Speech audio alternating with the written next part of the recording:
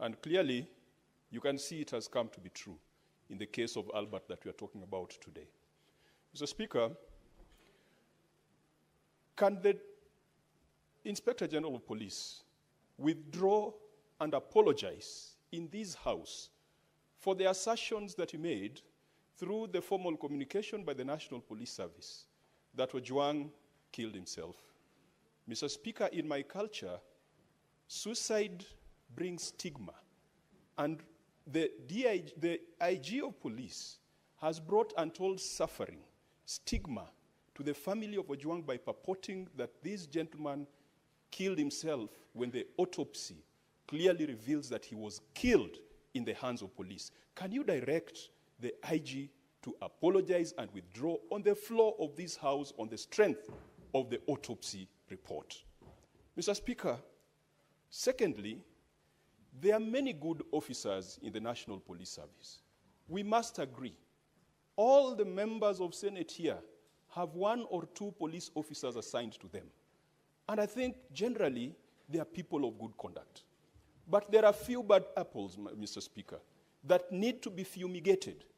And that is where the National Police Service comes in, and the CS for Interior. Has a CS done any policy directives in writing pursuant to Article 245 to deal with those bad elements? Mr. Speaker, further, if you pursue the proximate cause theory, it was a complaint by DIG Lagat that led to the arrest of this young man in Lida, in Mawego, and that led to his death. Mr. Speaker, why is DIG Lagat still in office when it is his complaint that triggered the chain of actions and reactions that led to the death of this young man? Can the Inspector General tell us why? Can the CS tell us why?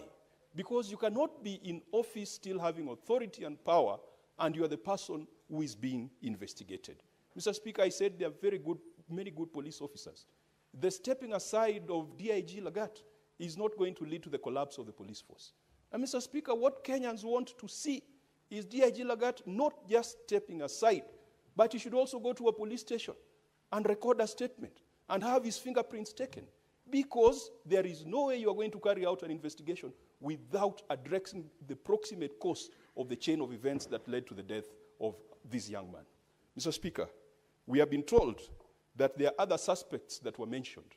There was Kevin, who was taken to Kenya and ultimately, I think, ended up in Kamukunji. What is the status? Are they still alive? Kevin, Dorcas, Peter, Douglas, Albert is dead. What about the other 4 that were adversely mentioned? Can the IG assure this House? And in fact, Mr. Speaker, we might need to issue habeas corpus so that they can be produced and we confirm that they're alive, because one of the co-accused is right now lying at the city mortuary. Finally, Mr. Speaker, the CS has pointed us to Article 245. And Mr. Speaker, the CS is an illustrious former member of this House. I have a lot of personal respect for him.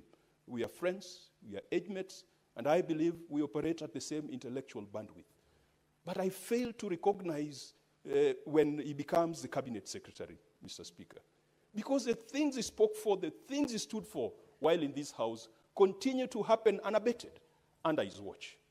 He was very articulate and eloquent when talking about the killings in Elgeyo Marakwet, in Baringo. They are still happening today. He was very articulate one time when the